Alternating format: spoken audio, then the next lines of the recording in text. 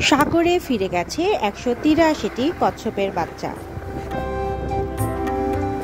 ৬ March সকালে প্রবালদ্বীপ Saint Martin সৈকতে অবমুক্ত করা হয় মেরিন পার্ক হ্যাচারিতে জন্ম নেওয়া এসব বাচ্চা।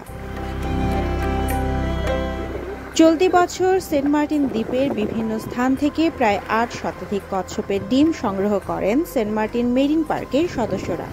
এরপর হ্যাচারিতে পরিচর্যা করে কচ্ছপের ডিম ফুটে বাচ্চা বের হলে সেগুলো বঙ্গোপসাগরে ছেড়ে দেওয়া হয়।